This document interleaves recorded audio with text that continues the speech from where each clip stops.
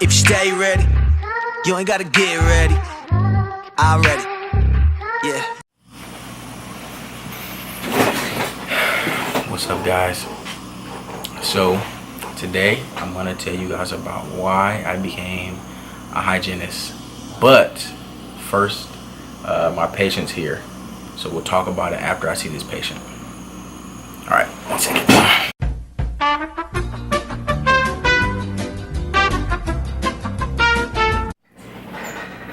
Okay, so why I decided to become a hygienist and basically how that whole thing transpired.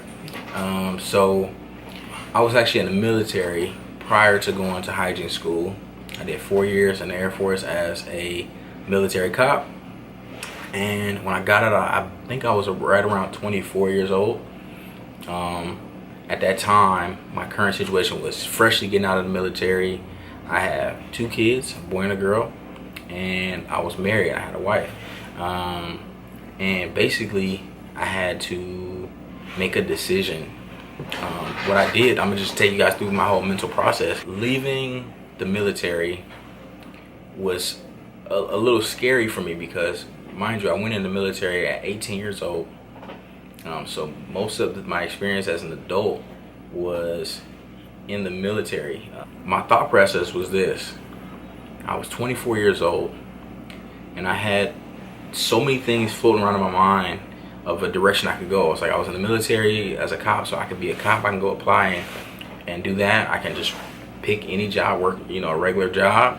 I could go to school. That was actually my original plan, was to go in the military, do 4 years, and allow the military to pay for me to go to college. But now, 4 years later, I'm back at square one trying to figure out what it is I want to do.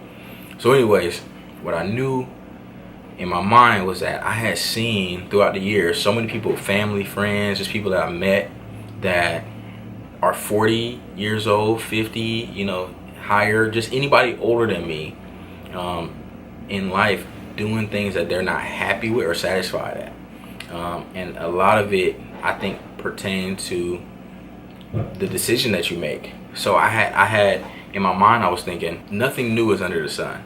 There's other people who've been 24 years old probably having these same exact thoughts that I'm having right now. But the difference in me and them, or me and those choices, is exactly that. It's a choice.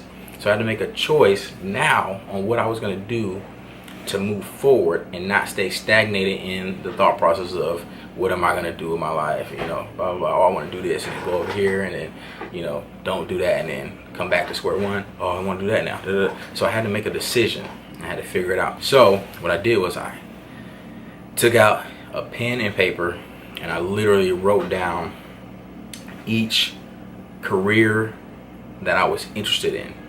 So I wrote dentist, I wrote hygienist, I wrote down actor, animator, tattoo artist. Yeah, so that was, and I think I had a couple other things on there too, but those were my top tier things that I really thought that was something that I wanted to do. But I still couldn't make a decision. When I wrote those things down, I went in depth. I wrote each career, I wrote down the salary, and I wrote down the steps it would take to get there. I couldn't make a decision. So the first thing I did was, boop, and I clicked on Facebook. Now, when I clicked on Facebook, the first thing that popped up was a girl I went to middle school and high school with, her dental hygiene license. She had just got a dental hygiene license. She posted a picture of it, and it was the first thing that popped up on my feed.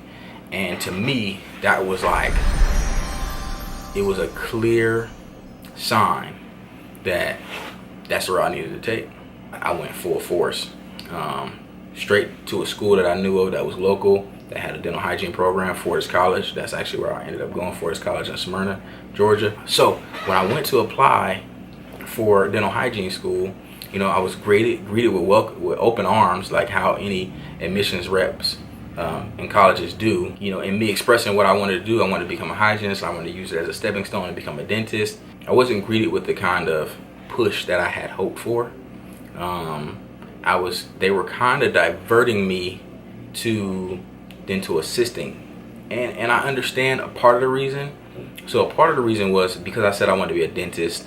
They said that it probably would be more beneficial if I had become an assistant, because you work hand in hand with a dentist, which makes a lot of sense. But my mind, I was dead set on wanting to be a hygienist, because you're your own provider, you know, and it just, I was more interested in that career field option over dental assisting. It was said to me that in almost a discouraging manner, though, like, dental hygiene school is difficult. It's not easy to get into. You have to take a test. You have to take a really long test. Then you have to do an interview. You have to write a letter. There's a lot that you have to do to get into that program. And it was told to me not in a way of presenting information to say, like, these are the things you got to do. This is what we're going to get you to do so we can get you in. It was more like, are you sure you want to do that? Because it's not easy. I did end up starting into dental assisting, because also I was able to start like next week. They were ready to start me next week. And at the point I was at, I was ready to make something happen now. So I allowed myself to become diverted briefly, because once I got into the course material of dental assisting, I quickly knew that dental assisting was not for me. So the next time I had to take a test called the HESI examination. I had to take that, interview, and write a letter explaining why I wanted to be a hygienist. I took the HESI test and passed it with flying colors, and killed the interview. I killed the writing requirement and got in. And now I'm here. And I have a whole story about hygiene life as a student. I'll save that for a whole nother video. That's why and how I became a hygienist.